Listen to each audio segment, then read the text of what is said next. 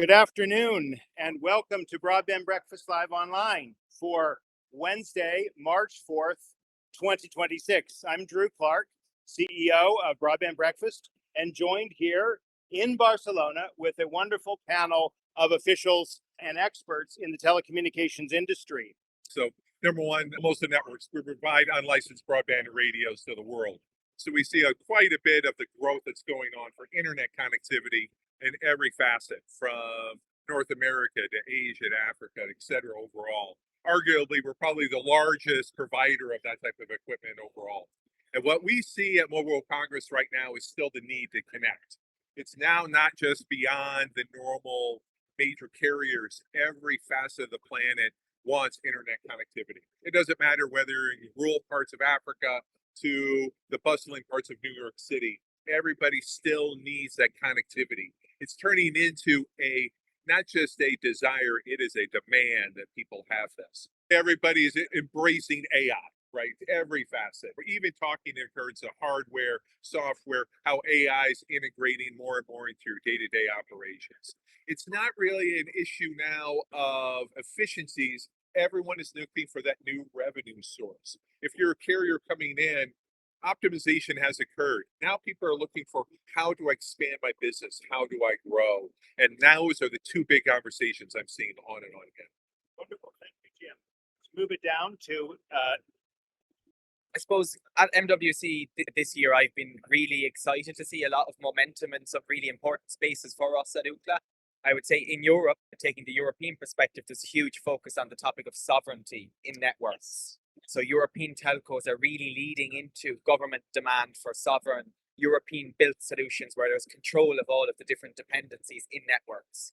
So we've seen the largest telco groups in Europe lean into kind of sovereign European cloud plays as competitors almost to some of the US hyperscalers, which is really interesting and a very novel development this year at MWC. I think to echo the points that were made, certainly coverage is still a big theme. And I think we cannot talk about MWC 26 without mentioning the role of satellite in particular. And there's been a flurry of announcements across the world with operators, particularly on the direct-to-device side, I would say. Many of the largest European operators, the likes of Deutsche Telekom, Telefonica and others, announcing partnerships with Starlink. SpaceX announced its new brand, Starlink Mobile. What's been very interesting to me hearing about all the AI, I really noticed the AI sovereignty, the data sovereignty. That was something that I was going to comment on as well. And when people are talking about AI, it's very much at the operational level rather than consumer facing at the moment. And I think that's the right place for AI to live right now. You want AI to be the turbocharger, not the engine, I think. And what I mean by that is, if you pay a lot of attention to good, solid engineering, then you can't use AI to mask poor engineering. So for example, if you're thinking about just like the wireless access points that are in the ceiling here, one way to do it is you can just throw a bunch of stuff up there and then use AI to optimize your signals and do all this. And it's great. Or you could just be smart about how you deploy the access points and think about the fact that you have to have a different model for when this venue is empty and when it's got 100,000 people in it, because we're all giant sacks of water, and that's going to affect the way the signals are going to pass through. I'll fit in with the geeks because I'm also an engineer. But I'm lucky because I get to work with companies from around the world. We're the biggest firm in the world, so we have locations everywhere. So a lot of our clients are bringing out some of the most cutting edge technology and trying to make it practically work, because I'm a technophile, and it's not even as hard to come up with a great technological idea. The hard part is to implement it in a way that makes sense. The biggest item we learned from Mobile World Congress this year overall is still the demand for connectivity is still incredibly high. As we could talk about everything else, people still need more.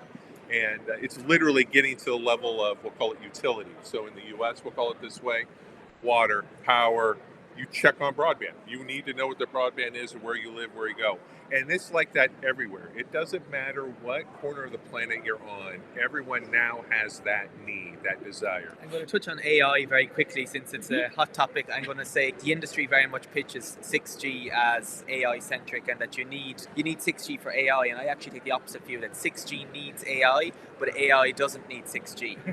And so very much embedding into the standard agentic capability. I know there's a lot of work ongoing on the standardization at the moment. I was actually quite struck by some of the announcements by some of the vendors talking about how 6G will be more of a focus on updating the radio layer as opposed to the actual core. They're going to continue with the existing 5G standalone core, which is not what I would have expected. I would have thought more of the focus in the next generation will be on the software side, which is interesting. And I know some operators may balk at the idea of having to rip out and deploy new equipment in a few years' time, given the capital constraints in many markets. I'll really expand on Jim's excellent point about connectivity, and we want more of it. And in particular, network convergence. You're on your phone in your house, you're taking a call over Wi-Fi, and then you walk out onto your driveway, and you're with the same provider on your Wi-Fi and on 5G, but your call gets dropped, or you have a little bit of a gap there, right? And that's where you really need to have all these different layers working as one. And again, we're very involved in the standards bodies with that. So that's a big thing. What's fascinating to me is all of these technologies and all the convergence, they all support each other. So when you think about in the past, when you had to make a jump from 4G to 5G, right? It's this huge CapEx, OpEx, and you had to decide, will there be an ROI on this? And what's interesting to me is that once some of these developments start working together, that investment gets lowered a lot. And then that could change that calculation. When is it worth it to jump? And so the rate at which change comes in the network, once we get to software-driven networks that can be upgraded overnight, radios that you can just change the frequency that you use. That's why at the beginning I said I was blown away with the possibilities with JMA Wireless, with this fully digital setup, and it's in building. We talk about coverage. We have a lot of coverage. We still have a huge percentage of the population that is not. And I think that when you look at some of this convergence and some of the deals between satellite and other forms, I wonder what it will do to the policy debates around like BEAD in the US. And is it going to have people change the way they view this to say we don't have to be either or, it should be both and, or flexibility. And again, I'm not anti-government necessarily, but I just think that regulation needs to be done in a way that creates a stable platform to enable the benefits of technology rather than say, this is the technology you must use to achieve the goal.